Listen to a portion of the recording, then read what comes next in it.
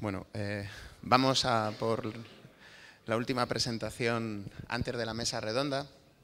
Como veis, vamos ganando en tranquilidad conforme avanzamos en esta jornada. Muy interesante. Voy a presentar a nuestro siguiente ponente. Tenía por aquí la chuleta, disculpad.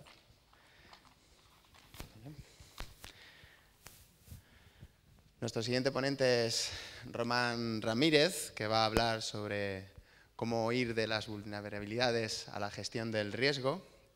Tenemos que hacer algo, ¿no?, para minimizar toda la problemática, la amenaza que tenemos en ciberseguridad y en general en gestión de la seguridad con la tecnología. Román Ramírez tiene una experiencia de casi 20 años en seguridad informática y gestión de riesgos. Es consultor para empresas y también es emprendedor, supongo que nos hablará de ello, y es actualmente responsable de seguridad en arquitecturas, sistemas y servicios de Ferrovial. Es cofundador y organizador del Congreso de Seguridad Informática RootCon y que es el principal evento de este ámbito en España y uno de los más importantes de Europa. También ha sido director técnico de EI Digital Security Southern Europe y antes del PSINet Spain. Socio fundador y director general de Chase Design Generate y gerente de riesgos tecnológicos en PricewaterhouseCoopers. Empezó su carrera técnica en Intercomputer en el desarrollo de aplicaciones de banca electrónica. Así que prestemos muchísima atención, que aprenderemos mucho de Román. Muchas gracias. Y cuando...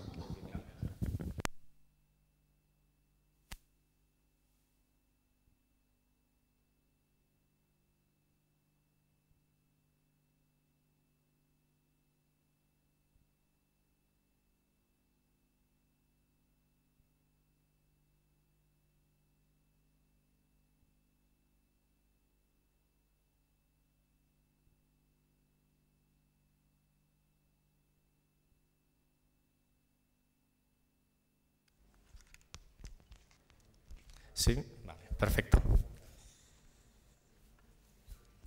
Me lo quedo en la mano mejor. Bueno, lo que os estaba comentando, a mí me gusta normalmente en las charlas llevar un perfil bastante outsider y muy pragmático. No me gusta repetir tópicos ni me gusta hablar de cosas en las que no creo o creo que no son verdad directamente.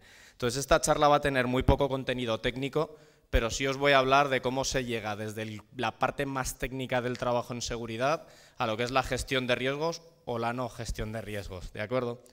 Entonces, ¿de qué voy a hablar? De lo que os estoy diciendo. ¿Qué es lo que se entiende por vulnerabilidades? Pues lo que dice la RAE es algo que puede ser herido de alguna manera, ya sea con una lesión o física o moralmente. Las vulnerabilidades, lógicamente, en el ambiente TI no están hablando de un hecho físico, entre comillas, aunque sí se pueden derivar de ataques lógicos, fallos o problemas físicos en infraestructuras u otro tipo de activos. Entonces, quedaos un poco con la idea de que las vulnerabilidades te exponen a que sufras un daño de algún tipo. ¿De acuerdo? ¿Y qué se entienden por riesgos? Pues la contingencia o proximidad de un daño. Cualquiera que haya estado haciendo análisis de riesgos en esta sala no creerá que esta sea una definición ni siquiera próxima a lo que es la gestión de riesgos en tecnología. Bueno, estos son los únicos términos técnicos que voy a utilizar en esta charla, ¿vale? Estos son tipos de vulnerabilidades que podéis encontrar en multitud de plataformas.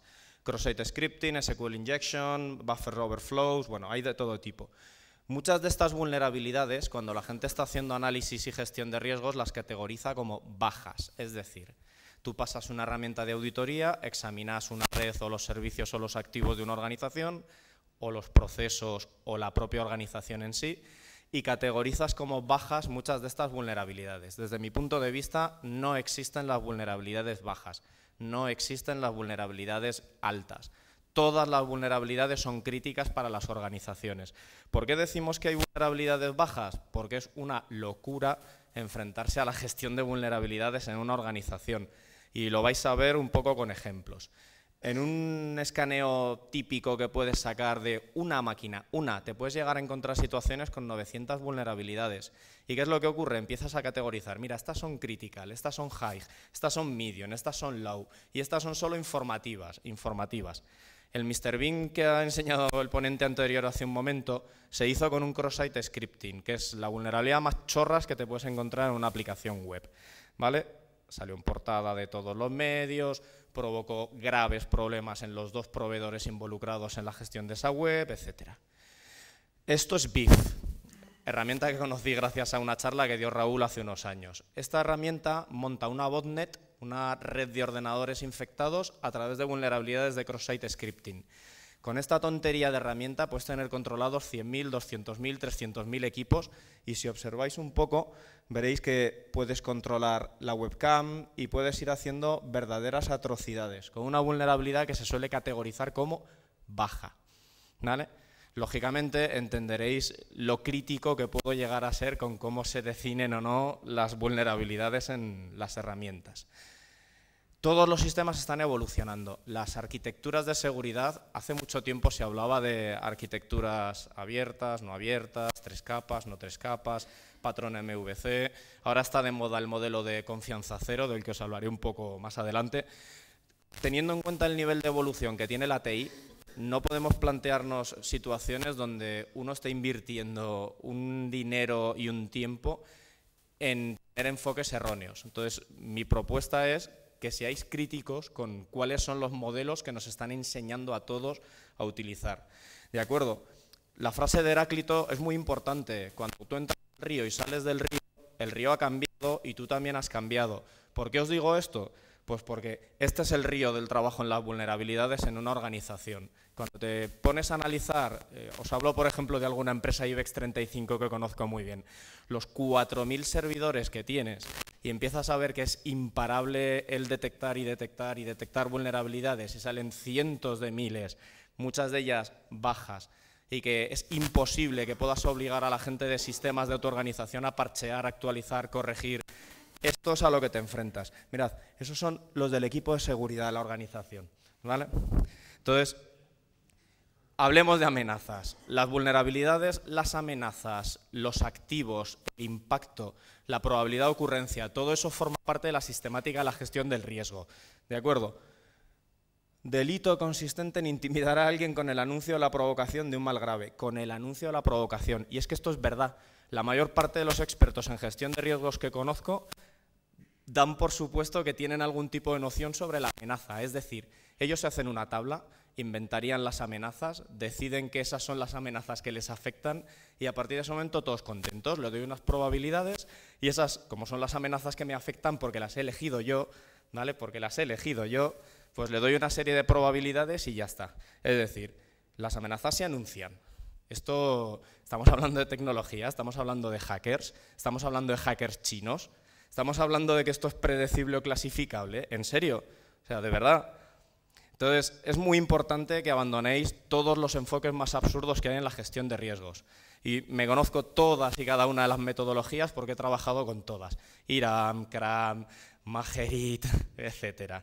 Mucho cuidado con hacer asunciones erróneas y peligrosas para vosotros, ¿vale? Porque en el futuro os vais a enfrentar a la gestión de la seguridad de una gran organización y tomar decisiones incorrectas sobre la gestión del riesgo va a derivar en que creáis que tenéis control de la seguridad de la organización, cuando no va a ser así.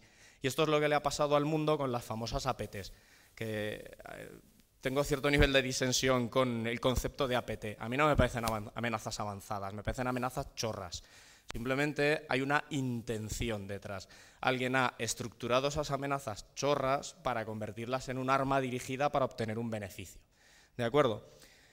Veréis a menudo, por desgracia, en vuestro trabajo de gestión de riesgos, cosas como estas. Pues alguien ha hecho una tabla de cuál es la amenaza, le da una posibilidad, le da un tipo de vulnerabilidad, un nivel, etcétera, etcétera. Y luego aplican una serie de patrones de probabilidad.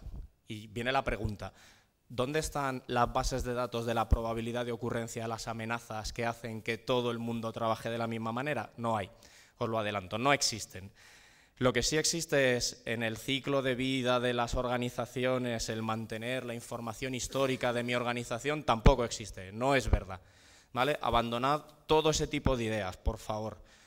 Inevitablemente vais a tener que hacer análisis y gestión de riesgos porque forma parte del trabajo, pero no viváis engañados, vivid en el mundo real, ¿vale? Esto sirve para un proyecto. Esto sirve para que os digan que tienes que hacer un proyecto de 3 meses, cojas ese proyecto de 3 meses, le asignes unos riesgos, pongas unas contingencias y unos controles y los mitigues. ¿Vale? Esta es la primera vez en la historia que se publicó un documento sobre el concepto de buffer overflow. Si miráis la fecha, fue en 1996. ¿Algo que hayamos hecho en la gestión de riesgos ha cambiado el hecho de que todos los días salen cientos de buffer overflows en todas partes? Algo ha cambiado, ¿vale? Lo publicó Aleph One en la revista FRAC, ¿vale? ¿Ha cambiado algo? ¿Vosotros tenéis la percepción de que haya menos buffer overflows en el mundo? Porque haya ciclo de vida, programación extrema, agile y todo este tipo de palabras interesantes que al final no son más que pegatinas. ¿Algo ha cambiado desde vuestro punto de vista? Pues cuando alguien en 1996 se enfrentó con que había una nueva técnica imparable para reventar binarios, ¿cómo reaccionan las gestiones de riesgos que se han hecho su tablita de estas son las amenazas que me aplican? Esta amenaza no existía. Entonces no puedes predecir amenazas que no conoces, que son la mayoría, básicamente, ¿vale? Entonces, si veis estos tiburones tan alegremente paseándose por el agua al centro comercial, ¿alguien había previsto esto? ¿Vale? Alguien puso una tablita que dijo 2 tiburones por el centro comercial mordiendo, muy bonito, ¿vale? Entonces, hablemos de los controles, ¿de acuerdo? Regulación manual o automática sobre un sistema. Aquí sí estoy de acuerdo con lo que es la definición de control y creo firmemente en filosofías orientadas a control, no a la vigilancia de amenazas de las que no sabes nada, de las que no conoces realmente la probabilidad y de la que la única manera que tienes de protegerte es un enfoque de control un poquito más agresivo, ¿vale? Entonces, los controles normalmente tienen una serie de enfoques contra la amenaza o contra el activo. Es decir, puedes reducir la probabilidad de una amenaza o tratar de bajar el impacto, ¿vale? Muy importante, muy importante. Esto es lo que sí de verdad tenéis que interiorizar. Los controles pueden bajar una probabilidad o pueden reducir un impacto. Esta es la típica fórmula de riesgo, la más básica. Se pueden complicar, podéis meteros en un vía y transformarlo en un tema económico, con el ALE y con otra serie de indicadores, pero bueno, básicamente el riesgo es igual a la probabilidad por el impacto, ¿de acuerdo?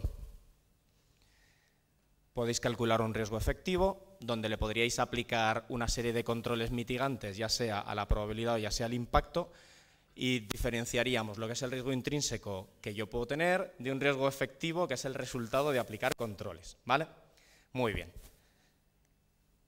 ¿No se aplican controles sobre las vulnerabilidades? ¿Alguno hace gestión de riesgos? ¿Alguno conoce procesos de gestión de riesgos donde se apliquen controles sobre vulnerabilidades? Esto siempre me ha parecido llamativo en la gestión de riesgos. ¿Por qué estamos hablando de tratar de bajar la probabilidad? ¿Dónde podemos aplicar la mitigación? El control supuestamente va a mitigar de alguna manera la existencia de vulnerabilidades, ¿vale? Pero bueno, ya hablaremos de esto. ¿Y qué pasa con la efectividad de los controles? Esto sí es un grave problema en la gestión de las organizaciones. ¿Habéis visto esto? A mí me parece dramático, porque al final estamos gastando miles de millones de euros en poner una cadena que sujete el candado que rodea una verja y luego tienes a un tío de marketing que te acaba de instalar una aplicación y te acaba de poner una brida sujetando 2 eslabones. Para mí, esta es mi diapositiva favorita, la uso en todas las presentaciones porque es el resumen de todo lo que hacemos mal en seguridad, ¿vale? Gastar un pastizal para poner una brida en un rincón, ¿vale? Entonces, no es posible predecir las vulnerabilidades. Las vulnerabilidades ocurren por causas totalmente ajenas a ti. En términos económicos os hablarían de externalidad. La externalidad no se puede controlar, no se puede predecir, no se puede mitigar. La externalidad se llama así porque es ajena a ti, que no se os olvide. Entonces no podéis hacer, no podéis hacer ningún trabajo dentro de las vulnerabilidades. No se puede. Lo que podéis intentar es detectarlas, podéis intentar acometer algún cambio sobre ellas, pero es mal enfoque. Marcus Ranum, seguro que lo conocéis, es una persona muy conocida en ambientes académicos. Hace ya 15 años dijo, perder tiempo y dinero en la gestión de vulnerabilidades es absurdo, ¿vale? Y estoy absolutamente de acuerdo con él. En su momento no estaba de acuerdo, pero después de mis 15 años tratando vulnerabilidades, ahora sí, ¿vale? Solo hay que vivirlo una temporada. Entonces, lo mismo pasa con las amenazas. Es inviable tratar de hacerse una tabla de cuáles son las amenazas que me aplican. Es absurdo, porque mañana sale una nueva vulnerabilidad o mañana Raúl se pone a jugar con la fecha de las actualizaciones de Apple y te hace un downgrade del terminal. Entonces, es imposible predecir la siguiente amenaza que vas a tener delante. Puedes hacer escenarios, puedes ensayar, eso sí es viable. Por ejemplo, Indra y la gente que está en entornos más militares sí que juegan mucho con los temas de escenarios de guerra, etc. Ese es buen camino, ¿vale? Y los controles se implementan muy mal, muy mal. La gente se compra un detector de intrusos o un IPS, lo despliega y están contentos. Y ya está, todos contentos. Ya estoy protegido porque en mi perímetro, perdón, ¿perímetro de qué? Del terminal móvil, hablaremos ahora. Y luego, ¿qué pasa cuando juegas con la probabilidad? Normalmente, ¿habéis oído la frase estar alineado con el negocio? Esa frase la vais a oír mucho cuando estéis trabajando. Normalmente los que trabajamos en seguridad somos el stopper natural de todo proceso de vuestra organización. Es decir, hay un simpático que quiere publicar la aplicación del SAP que lleva todos los datos financieros de vuestra organización en una página web para poder verla desde su casa mientras su hijo está en el ordenador, ¿vale? Y tú eres el stopper que no estás alineado con el negocio porque le estás diciendo, tío, estás publicando aquí todos los datos que vamos a presentar en la memoria anual. Entonces, estar alineado o alienado por el negocio son conceptos que tenéis que tener en la cabeza. Fukushima. No sé si habéis visto el informe de gestión de riesgos que se hizo sobre esta instalación, ¿vale? Yo sí me lo he leído. Y ahí dice textualmente que la probabilidad de que ocurra un tsunami era baja. Baja en Japón. ¿A vosotros esto qué os parece que es? ¿Esto os parece que es una montaña o que está elevado o no sé? A mí me parece que es el mar. Pues alguien no quiso gastar dinero en hacer las cosas como debía, en aplicar los controles correctos y determinó que la probabilidad era baja. ¿Y sabéis por qué la probabilidad siempre es baja? Porque tú no puedes tocar el impacto. Porque si yo voy a mi empresa y le digo el impacto sobre mi organización es bajo, es como decir que mi empresa vale poco, porque mi activo es bajo, ¿de acuerdo? Entonces, ¿qué es lo más fácil? La probabilidad, que siempre es muy baja, siempre, siempre, siempre, siempre. Y os acordáis, riesgos igual a probabilidad por impacto. British Petroleum en México. ¿Sabéis lo que pasó? Alguien se había ahorrado 4 duros, no tenían DRP, no tenían plan de continuidad, no tenían procesos de contingencia, de protección, de respuesta rápida, no había nada. Abrieron el armario del comité de crisis, abrieron una carpeta y ahí había 2 papeles. ¿Vale? Y nadie sabía qué hacer, estaban todos corriendo en medio de las llamas gritando como pollos descabezados. ¿Vale? ¿Por qué pasa esto? Porque no estamos haciendo bien nuestro trabajo, hay que hacer autocrítica. Está muy bien hablar de cosas avanzadas, del espionaje, pero al final te estamos haciendo cosas mal desde hace 30 años, tenemos que hacerlas bien. Garoña. Esto ya es un tema que está ajeno a muchas de las decisiones que podemos tomar. Yo ahora me quito el gorro de trabajo en seguridad y me pongo el gorro de soy un ciudadano más. La vida útil de una central nuclear, y esto no lo digo yo, lo dice el Consejo de Seguridad Nuclear, es 40 años. ¿A vosotros qué tal os sale la suma? Porque a mí no me sale bien. Entonces, siempre hay intereses, siempre hay, voy a usar un palabra, stakeholders interesados en que vosotros no hagáis bien vuestro trabajo, porque externalizar la responsabilidad es gratis, porque nunca pasa nada, porque nadie tiene la culpa de nada, ¿vale? Entonces, tomar decisiones con riesgo, no para esta central, no para la empresa, para vosotros como ciudadanos, y aquí entramos en el ámbito de, en mi trabajo yo tengo responsabilidad más allá de los muros de mi empresa, ¿vale? Tiene muchas consecuencias. Controles. Esto es un análisis de antivirus con la efectividad que tienen. Aquí, pues bueno, Avira sale como uno de los más efectivos, pero si os fijáis, ninguno de ellos detecta el 100% de las amenazas con las que se han hecho pruebas. ¿Esto nos parece significativo? Porque yo cuando empecé a profundizar en cómo funcionan los antivirus es cuando me asusté de verdad. Porque los antivirus, y perdonad que me voy a expresar muy crudamente, no sirven para nada. Para nada. ¿Por qué? Ejemplos. El 99% de los antivirus, cuando recibes un PDF de más de 2 megas, no lo examinan. Examinan solo los primeros 2 megas. ¿Vale? Si yo hago un PDF de 3 megas y mi ataque va en el último mega, estáis jodidos. ¿Vale? Entonces, esto es un problemón muy grave, porque estamos vendiendo controles a los usuarios, a las empresas, a las organizaciones, cuando no los hay. Y ya os vuelvo a hacer una pregunta. Estimativamente, ¿cuántos virus creéis que existen a fecha de hoy? Así alegremente. ¿100 millones? ¿200 millones de virus? ¿300 millones? ¿1000 millones? ¿Vosotros creéis que cada vez que le dais clic a un documento el antivirus va a escanearse 300.000 millones de virus? ¿De verdad? Lo que va a hacer es mirar las firmas de los 2 últimos años. Y hay una cosa que se llama hopping o riding que muchos virus hacen, que es montarse sobre un virus más viejo que no detecta ningún antivirus y luego se desempaquetan y atacan. ¿De acuerdo? Entonces, este es el ejemplo clásico de cómo lo estamos haciendo mal en seguridad. Vosotros que vais a entrar a trabajar en un futuro próximo, quitaos de la cabeza todas estas tonterías, empezad con la cabeza limpia y sed muy críticos, ¿de acuerdo? Temas de los periodos de retención de los logs y las trazas de auditoría. ¿Qué pasa con los logs? ¿Habéis tenido alguna vez alguna discusión con un proveedor de servicios sobre cuánto tiempo te va a guardar los logs? Porque yo todos los días de mi vida tengo broncas con todos los proveedores que me dicen, no, 2 años. Digo, ¿2 años por qué? Porque es lo que dice la LOPD. Digo, ¿y el seguro de responsabilidad civil penal subsidiaria que podemos tener si se cae un puente? Esos son 20 años, ¿lo sabes? Entonces, ¿quién va a guardar esas trazas de auditoría? Pues esos son malos servicios que nos están dando los proveedores. El proveedor, si me fuera a dar un buen servicio, vendría y me diría, tú no te preocupes por tus logs, los vas a tener de por vida y cuando los necesites los accederás. Porque alguien quiere ratear dinero con este tipo de servicios. Mucho cuidado, porque 2 años no va a ser suficiente cuando tengáis un problema derivado.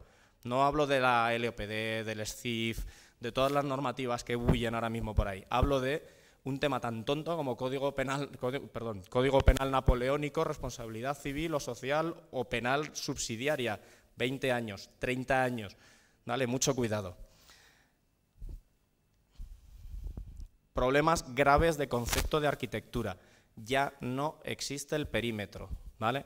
Desde el momento en que ha aparecido el ActiveSync, este es el símbolo del ActiveSync, y tienes un iPad, el perímetro no existe. Tú puedes tener 2 niveles de firewall, 2 niveles de detección de intrusos, puedes tener monitorización, alerta temprana, lo que tú quieras, pero un iPad conectado a un ActiveSync es un tío que se está autenticando contra un puerto que tienes abierto y amplía tu superficie de exposición. Y este tío va a estar ubicuo y entra y sale de tu casa, ¿de acuerdo? Por muy perímetro que tú tengas, salvo que le obligues a desnudarse y pasar por un man-trap cada vez que va a entrar, esto está fuera y dentro a la vez, ¿vale? Entonces, controles técnicos de nuevo. Las comunicaciones están cifradas. Pues esto es un problema. Es muy importante cifrar a la hora de ser un usuario, pero ¿qué pasa cuando tú tienes detección de intrusos y las comunicaciones están cifradas? ¿Alguno de vosotros se ha planteado qué va a pasar cuando quieras escanear tráfico cifrado? Pues que tus herramientas de seguridad no sirven para nada cuando tienes un canal TLS en el que no puedes inspeccionar. Entonces, mal enfoque, mal enfoque. La gente cree que poner cifrado es algo ubicuo que lo resuelve todo. Muy mal enfoque, hay que cambiar el chip, ¿vale? Las contraseñas complejas, 8 caracteres, símbolos, letras, saltando a la pata coja, no es nada bueno, no. Un tío se construye con relativamente poco dinero el mega craqueador de contraseñas con GPUs, con tarjetas de vídeo, ¿vale? Pero vamos, que no hay que complicarse mucho. Con esta herramienta, mirad, se ve un poco mal, a ver si lo puedo zoomear ahí. Bueno, la velocidad que da son 2.600 millones de hashes MD5 computados por segundo. No he dicho 2.600, he dicho 2.600 millones de hashes MD5 computados por segundo. Sin mencionar los ataques con tablas del arco iris, con Rainbow Tables. ¿Qué es lo que hacen las Rainbow Tables? Tienes precalculadas todas las contraseñas cifradas y lo único que haces es comparar. Si tú tienes una Rainbow Table de las que vende Shmoo Group, estos tíos venden 2 discos de 2 teras, ¿vale? Tú lo tienes pinchado y cualquier contraseña haces un buscar y ya te sale, ¿vale? Solo necesitas sacar el hash de una base de datos. Es instantáneo, segundos. Entonces, vuelvo al principio, complejidad de contraseñas, estamos locos, esto no sirve para nada, es complejidad para el usuario, problemas de gestión, problemas en la gestión de identidades, cómo las revocas, cómo se la mandas al usuario, hay que cambiar el chip, controles mal implantados, ¿de acuerdo? ubicuidad, el bring your own device o el bring your own disaster, ¿vale? Porque cuando tienes un terminal que no controlas, el usuario puede conectar cualquier cosa. Entonces, esta es la palabra dramática ahora mismo. Como bien estaba comentando el ponente anterior, tenemos que ayudar a que en Europa haya infraestructura propia. Porque desde el momento en que han salido todas las revelaciones de Snowden, el PRISM y todo lo que está ocurriendo desde el punto de vista estadounidense, tenemos un problema grave de qué pasa con mi propiedad intelectual. Porque, ojo, que aquí los chinos no son los únicos que roban. En los años 90, el Estado estadounidense, a través de sus servicios de espionaje y la red Echelon, robó la oferta de un contrato de Airbus y se la pasó a Boeing. ¿Vale? Y estos no son los malvados chinos que nos atacan desde Pekín. Estos son estadounidenses supuestamente aliados. Y, ojo, es que no tenemos amigos, no tenemos aliados. ¿Vale? El puesto de trabajo soy yo. Distanciaos del hecho de que lleváis un puesto de trabajo. El terminal que he dejado encima de la mesa no es el puesto de trabajo. El puesto de trabajo soy yo. ¿Vale? Y como tal, las medidas de seguridad tienen que ir orientadas a mí, no a los terminales. Los terminales es un medio de conexión, ¿de acuerdo? Cosas que vamos a ver y que son controles en los que habrá que trabajar mucho. Modelos federados, donde yo no tenga que tener contraseñas de nadie, sino que yo autorice que otros puedan entrar con las suyas. Esto va a ser una de las patas más importantes, el IRM, Information Rights Management. Si yo puedo conseguir que en el propio activo de información los controles de seguridad están grabados a fuego, y que nadie va a poder abrir un documento si yo no lo he autorizado, es buen enfoque. El DLP, detectar las fugas de información. Todo lo que sea el control de terminales, dobles y triples factores. No uséis contraseñas si podéis evitarlo. Utilizad mecanismos de doble y triple factor. Es decir, yo no meto una contraseña, sino que en el teléfono recibo un código y luego además me tiene que leer el iris y cosas por el estilo. Esto, pues, puede parecer incómodo, pero es que al final estamos hablando de muchísimo dinero porque te roben un puñetero documento. Muchísimo cuidado, ¿vale? Tenemos muchos malos controles y seguimos igual que hace 20 años. Es una cosa increíble. La gente utiliza la palabra trusted. Esto cada vez que me viene un proveedor a contarme, no, pero bueno, como es vuestra red interna, digo, si es que me fío menos de la red interna que de lo que viene de Internet, si es que no existe el concepto de confianza. Tenéis que abandonar esto. No hay forma de que tengáis una sola sede conectada a una red de la que os podáis fiar, porque no es así. Esto lo hacéis para reducir el coste y reducir el esfuerzo. Asumís que todo el 80% de vuestra organización es trusted, ¿vale? Y no es así, ¿vale? Esto es lo correcto. Modelos de confianza cero. Nadie es de confianza. Tú para acceder por esta puerta te vas a tener que validar e identificar, ¿de acuerdo? Entonces, los análisis de riesgo sirven para un proyecto, lo dijo Antonio Ramos, no lo he dicho yo, ¿vale? Modelos de confianza cero. Siempre debes acceder de forma segura. Esto tampoco lo digo yo, lo publicó Google hace mes y medio. Ellos mismos han reconocido que utilizar contraseñas y modelos abiertos es absurdo desde el punto de vista de seguridad. Entonces hay que utilizar modelos de confianza cero. Estés donde estés, ¿vale? Estés donde estés, tienes que autenticarte y tienes que autenticarte de forma segura. Políticas de mínimo conocimiento y mínimo privilegio. Esto, que lo llevamos diciendo muchísimos años, no se aplica. La gente sigue contratando servicios de GRC. El GRC es como la revisión de los permisos que le has dado a todos tus tíos durante los últimos 5 años, ¿vale? Entonces, mucho cuidado. Siempre verificaciones mutuas, nunca confianza con nadie. Todo tráfico analizado, ¿vale? Esta es la estructura típica que sería en una arquitectura de una aplicación en 3 capas, ¿vale? Tenéis una capa de presentación, una capa de negocio y una capa de datos. Y el canal cifrado del usuario llegaría hasta el dinero desde origen y destino. No hagáis esto. Esto es teoría, esto no sirve para nada. Esto, en cambio, cambia bastante el modelo. Tienes una capa de análisis e intercepción que se abre el cifrado para que tú lo puedas inspeccionar con todas tus herramientas, cosa que ahora no hacéis, ni se puede hacer porque va cifrado con origen y destino cifrados. ¿De acuerdo? Entonces, tópicos que hemos vendido al sector que no sirven para nada, son tópicos teóricos, no pragmáticos, ni útiles, ¿vale? No existen estos conceptos, ni confiable, ni seguro, ni fiable. Sí, en cambio, puedes aplicar verificación, aislamiento, compartimentación, vigilancia constante, ¿vale? Sobre todo la alerta temprana. Desde mi punto de vista, donde está el dinero en seguridad es en la alerta temprana. El que me pueda llamar 2 minutos después de que pase algo raro, ese es al que le voy a dar el servicio para mi empresa. ¿De acuerdo? Porque que me vendan más hardware, pues mira, no, sinceramente, no tengo interés en gastar más dinero. Que me vendan más servicios, pues mira, el equipo con el que trabajo es muy bueno, necesitamos poquitos servicios. Pero que me den este servicio de alerta temprana y que 2 minutos después de que pase cualquier cosa rara a mí me estén llamando y tenga un equipo de gente resolviéndolo, eso es lo que vale. El control de acceso basado en riesgo es otro tópico moderno. Yo tengo una posición dual con esto porque prefiero el modelo de confianza cero, pero bueno, veremos cómo va evolucionando. Estos interesados por el control de acceso basado en riesgo. Colaboración en materia de alerta temprana y detección, como estaba comentando el ponente anterior, importantísimo, no te guardes tus datos, compártelos con el de enfrente, porque es que a él le están atacando y a lo mejor es él el que te da la alerta temprana, importantísimo, ¿vale? No necesariamente hay que estar alineado con el negocio, no os traguéis esta chorrada. Alineado con el negocio es el argumento del que se quiere salir con la suya. Tú no te vas a los bomberos a negociar con ellos cuando tienes una instalación insegura. ¿Vale? Si el edificio se quema, responsabilidades penales y punto.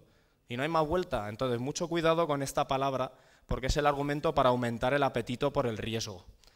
¿Vale? El apetito por el riesgo es un concepto abstracto que se da en situaciones de crisis de forma dramática. Como tengo que reducir costes, tengo que asumir muchísimo más riesgos. Pero al final nadie tiene la culpa de nada, con lo que la situación es inseguridad. ¿Vale? Muchas gracias.